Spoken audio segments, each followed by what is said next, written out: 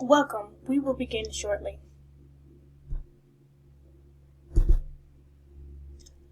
Thank you for attending this webinar for first-time homebuyers. I hope you find this information informative on your quest for homeownership.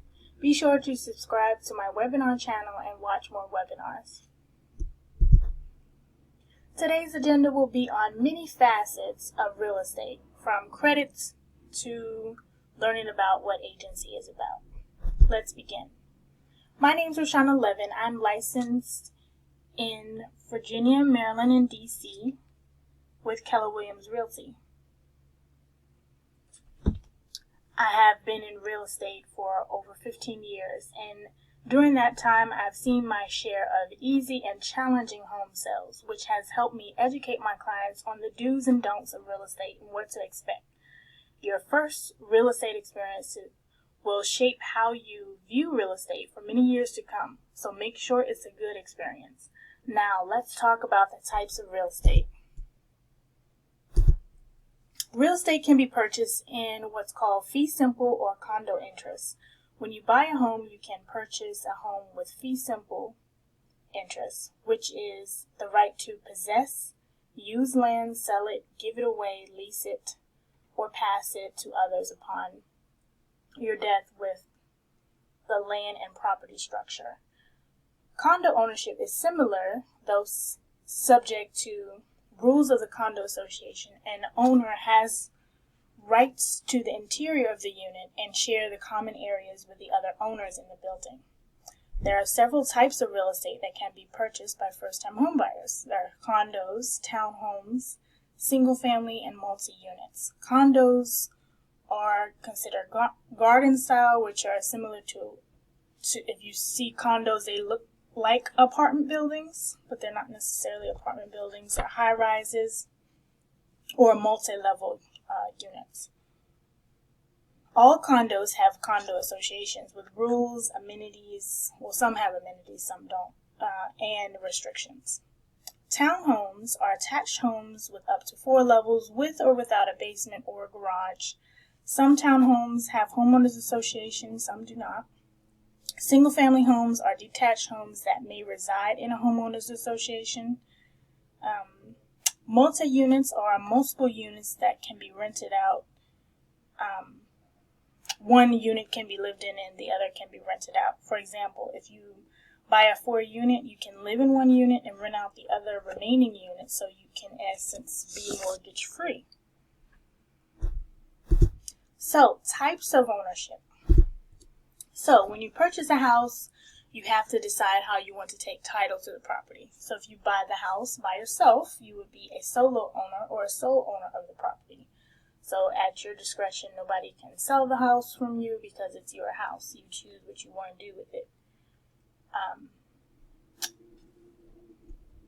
But if you purchase a house with more than one person, you have to understand the differences. So if you purchase the house with somebody else and you want to own the home equally, you would choose a joint tenant option. So to understand what that means is the owner, if the owner passes away, the remaining share of the deceased would be transferred to you, or vice versa. A tenant by the entirety can only be done with married individuals. A tenant in common is when you own the house based on a certain percentage and you allocate how that will be. It could be 50-50, it could be 25-75, though your share upon your death or their death will be transferred that way. That person can sell their interests during the process, they can refinance. So it can be kind of complicated, but when you get into the transaction, you should ask an attorney for more information on that. So income and employment history. Let's talk about income. When buying a home, it is important that you have stable income. Is the amount consistent? That's important because the lender wants to know that if they lend you the money, that you'll be able to repay it. The lender will use your adjusted gross income that you file on your taxes as a qualifying amount. If this amount differs significantly from year to year, the amounts will be averaged together.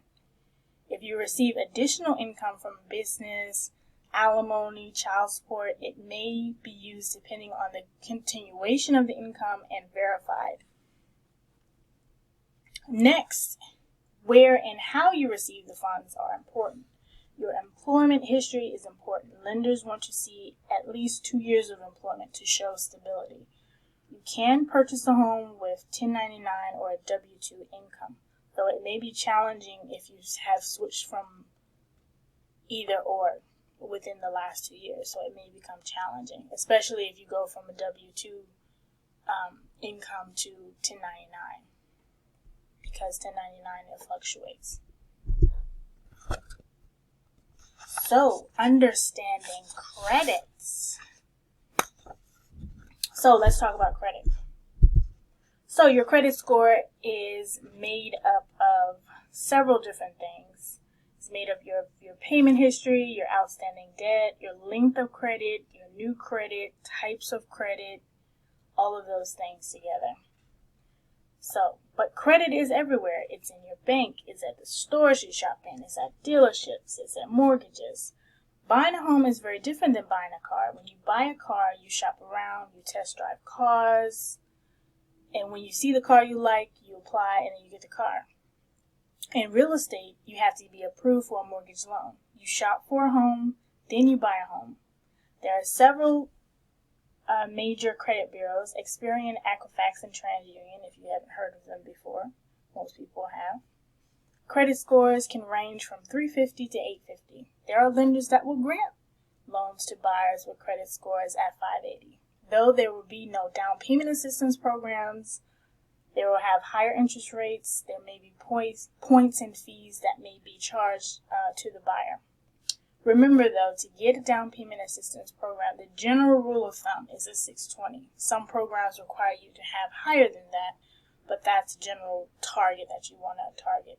Lenders will use your middle score, though. Let's say you have a 635 with Experian, a 619 with Equifax, and a 621 with TransUnion. The lender will use the middle score of those three scores. So TransUnion is, in this case, is the middle score. So that's the 621 for qualifying you. Credit scores affect your interest rate, APR, rate for homeowners insurance, as well as other things. Many people go out and get credit watching software to see their scores. The scores on those systems are called Vantage scores. They're not your FICO score. They're not the score that the lender is going to use, but it does give you a general idea of where you stand. So don't be surprised if the score is significantly different. Tip: if you're going to pay off bills, make sure you get a letter from the creditor when you apply for the mortgage, that you get the mortgage company to do what's called a rapid rescore.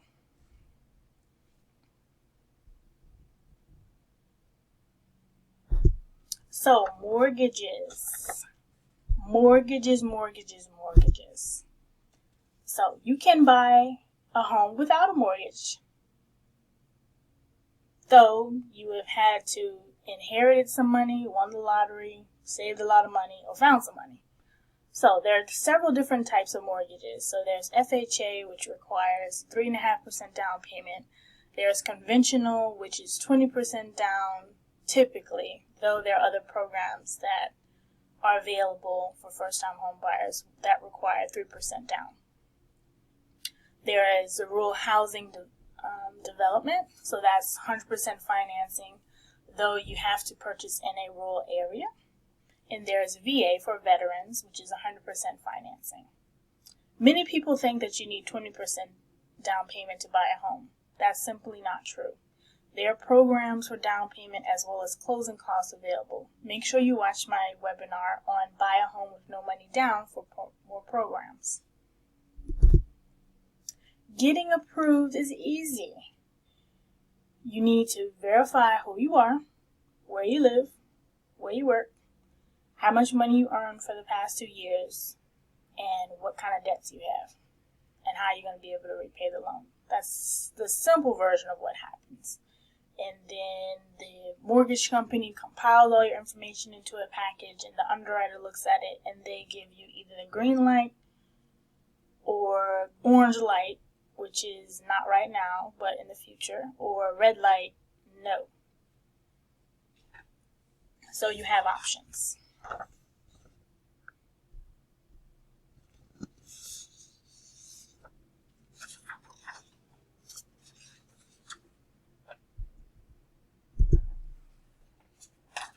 So what's included in a mortgage payment?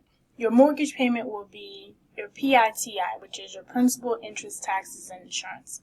Please don't just go off of the online mortgage calculators because it may not have everything that's going to be included in your mortgage. So I don't want you to think that if you see something online, it includes everything. So a lot of things that are going to play a huge factor in what your payment is going to be.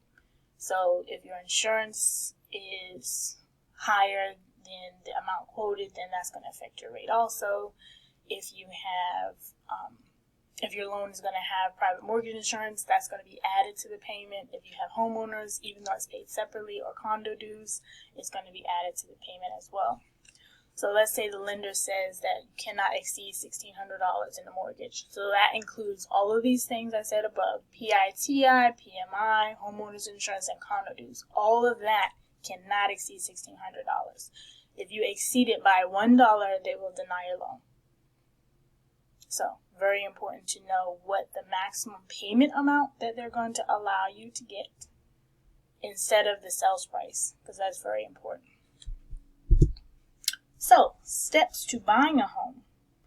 I like to break down buying a home in 3 phases. So you have your approval phase, your offer phase, and the escrow phase. During the approval phase, you decide on your loan and your realtor. During the offer phase, you decide on the house you would like to call home and you write an accepted offer. During the escrow phase, the money is due for your earnest money deposit, you do your inspections, appraisals done, and the final funds are due for closing. So the home inspector is going to view the property for its integrity and condition, and then you decide to move forward. The appraisal is going to come up with a value. If the value is less than what you offered, you'll ask for a change in the offer price, in the sales price. If the seller says no, you walk away. You want to make sure you get a survey because you want to make sure the boundaries, where the boundaries are of the house are. Because if the fence is there and it's encroaching on a neighboring lot, you want to make sure that that's corrected before you become the owner. Because once you're the owner, anything that happens after you're the owner is your problem. So you want to get all potential issues and problems corrected before you buy the house. You do the final walkthrough, make sure the house still exists, make sure everything works as it did when you saw it at the home inspection. You get your closing disclosure, which I'll touch on later. You get your money for closing, and you close on your home. How much money do you need, though? It's important to understand how much money you need to buy a home. Even if you're getting a program with 100% financing or down payment is paid for you, you're still going to need some money. Before you preview homes, it's important to understand this. You need money for your earnest money, you need money for your inspections, for your appraisal. You'll need at least, I would say save at least 1.5% of the sales price. It's a good rule of thumb, so you make sure you have enough. You'll need more funds if the seller is not willing to pay closing costs for you, which your agent, whoever you decide to hire, will help you with that. So if you're purchasing a house at $200,000 in this example, you need $3,000 because you need 1% for earnest money, you need home inspection money, and appraisal money. So closing costs. Closing costs are the costs associated with purchasing your house. You'll receive an itemized list of the items at closing. Typically, closing costs are 3% of the sales price. When you buy a home, it is essential to know how much your costs will be, as if the property taxes are due, you'll have to have more money. So it varies based on when you close on the house, so timing is everything. Every transaction is different. Make sure you have an expert that will be able to guide you through the process so you're not blindsided and not know how much money you need. You should get an estimate of what your closing fees will be before you submit an offer so you kind of have an idea.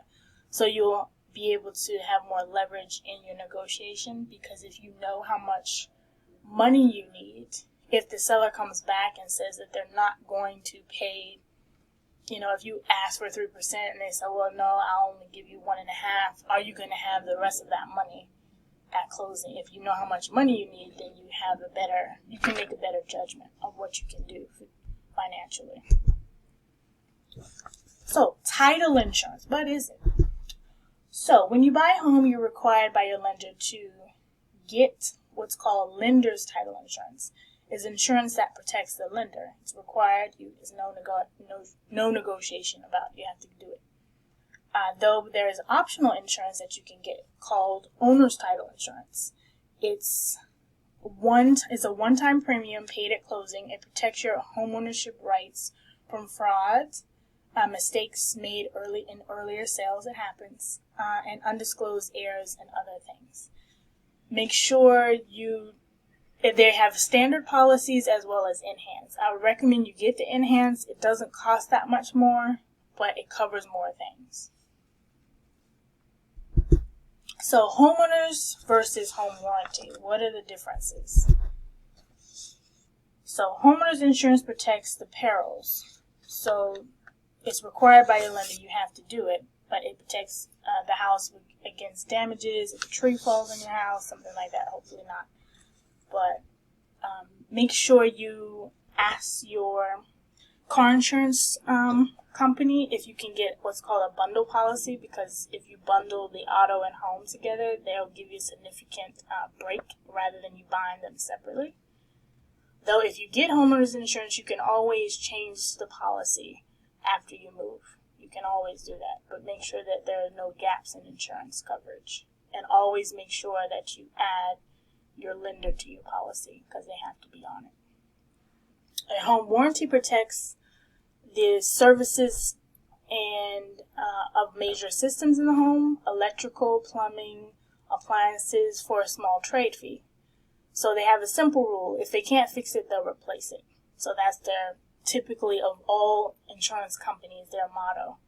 But I would say this: make sure that you get the items serviced, because a lot of times if the items have not been serviced properly, especially an HVAC system, get that service every year and have records of that, because they will say that the system was not serviced, so you haven't been keeping it up. So you want to make sure that you can document that. So if it breaks down, you can say, well, I've had it serviced, these are my records, and so you can be able to defend that claim. So they'll fix it for you, because HVAC systems cost a whole lot of money to get replaced. So when should you start the process? So if you are on a month-to-month lease, I would recommend that you start at least 60 days ahead of time before you have to move. If you're on a yearly lease, I would say at least 90 days before you have to move, because you don't want to be homeless. You want to make sure you have a house, and you don't want to do what I call a stress buy, because you had to find something really quick because your landlord said, well, you can't stay, you have to get out, or you have to move twice. So try to eliminate the moving expenses. Even if you're doing it yourself, it's still you got to take off work. It costs money, whether you get somebody else to do it or you do it. It's very costly and exhausting. So it could take up to 3 months from start to finish to get into a home, depending on your criteria and your home buying profile. So pre-approvals are 2 to 3 days. Finding a home is 1 to 2 weeks. Inspections, appraisal, and underwriting is 3 weeks. And the last box on this slide is your closing disclosure. So you have to receive that 3 days before you close to be able to close on time. So if today is Tuesday and you're closing on Friday, if you haven't received your closing disclosure by end of business, you will not close on Friday. So that would mean at this point you already know you need an extension. No need to get upset on Wednesday and say, oh, well, I know I'm not closing. You knew that Tuesday because you didn't receive the disclosure.